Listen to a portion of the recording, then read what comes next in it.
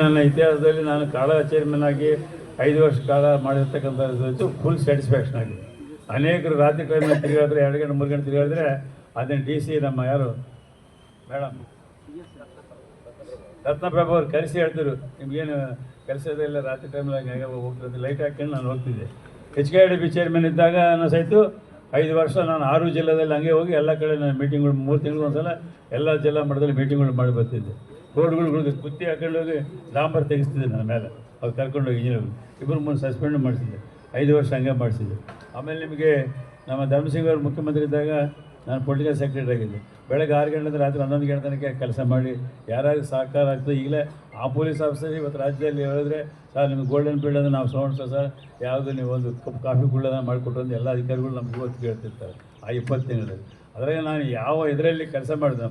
ಇವತ್ತು ತೆಲಂಗಾಣಕ್ಕೆ 6 ವರ್ಷ ನಾನು ಅಲ್ಲಿ ಕೆಲಸ ಮಾಡಿದೆ.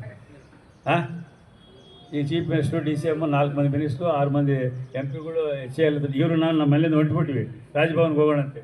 ಇವರೇ ಇದ್ದು ಜೊತೆಗೆ ಮನೆಗೆ ಬಂದರು.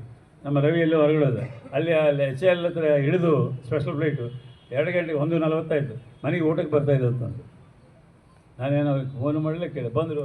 ಅದು ಯಾವುದೋ ಉಪಯೋಗ ಮಾಡ್ಕೊಳ್ಬೇಕಂತೇಳಿ ಅವತ್ತು ಕೃಷ್ಣದು ಸರ್ವೆ ಮಾಡಿಸೋಣ ಅಂತೇಳಿ ಇವರು ನಾವು ನಮ್ಮ ದಾದರ್ ಬಸವಣ್ಣ 3 ಹೋಗಿ ಬೆಂಗಳೂರು ಹೈದರಾಬಾದ್ನಲ್ಲಿ ಮಾತಾಡಿ ಬಂದಿವಿ.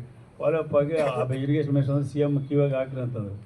ನೆಕ್ಸ್ಟ್ ಡೇ ಅವರು ನಾನು ಕಲಿತೆ, ಇಬ್ಬರು ಕಲಿತು ಇಲ್ಲೇ ರಾಯಚೂರು ಮೇಲಿಂದ ಹೋಗಿದ್ವಿ. ನಮ್ಮ ರಾಯಚೂರು ನೋಡಿ ಎಷ್ಟು ಚೆನ್ನಾಗಿದೆ ಅಂತ ಚೀಫ್ ಮಿನಿಸ್ಟರ್ ತೋರಿಸಿ ಅಲ್ಲಿಗೆ ಹೋಗಿ ಭೀಮಾ ನದಿ ಅಲ್ಲಿಂದ ನಮ್ಮ ಗುರ್ಜಾಪುರ ಬ್ರಿಡ್ಜಿಲಿಂದ ಹಿಡಿದು ಜೋರಾಲ್ ತನಕ ಇನ್ಸ್ಪೆಕ್ಷನ್ ಮಾಡಿ ನೀವೊಂದು 250 ಕೋಟಿ ಕೊಡಿ, ನಾವೊಂದು 250 ಕೋಟಿ ಕೊಡ್ತೀವಿ, 2 ಕಡೆ ಅನುಕೂಲ ಆಗ್ತದೆ ಅಂತೇಳಿ ಅದು ಪ್ಯಾರಿಸ್ ಸಲುವಾಗಿ ಅದಕ್ಕೆ ಮೌಖಿಕವಾಗಿ ಸಮ್ಮತಿ ಕೊಟ್ಟಾರೆ. ಈಗ ಪ್ರಾಕ್ಟಿಕಲಾಗಿ ಮುಂದೆ ಬರುವಂಥ ದಿನಗಳಲ್ಲಿ ಮಾಡ್ತಾರೆ. ಸೊ ಈ ರೀತಿಯಾಗಿ ಎಲ್ಲೇ ನಾನು ಕೆಲಸ ಮಾಡಿದ್ರು ನಾನು ಮೋಸ್ಟ್ ಸ್ಯಾಟಿಸ್ಫೈಡ್ ಬಂದು. ಯಾಕಂದರೆ ನನಗೆ ಎಷ್ಟಿದ್ದೋ ಅಷ್ಟು ಪ್ರಾಮಾಣಿಕವಾಗಿ ಕೆಲಸ ಮಾಡಿದ್ದೆ. ಅಷ್ಟವರು ಮನೆಗಿದ್ದಿಲ್ಲ. ಶನಿವಾರ ಆದಿವಾರ ಇಲ್ಲಿರ್ತಿದ್ದೆ, ಉಳಿದ ದಿವಸ ಅಲ್ಲಿ ಆಫೀಸಾಗಿದ್ದೆ.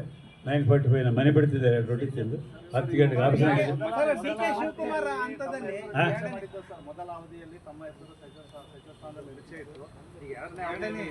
ನೋಡಿ ಈಗ ನಾನು ಅವ್ರಿಗೂ ಗೊತ್ತಿದೆ. ಒಂದು ದಿನ ಡೆಲ್ಲಿಗೆ ಹೋಗಿದ್ವಿ, ಯಾರೋ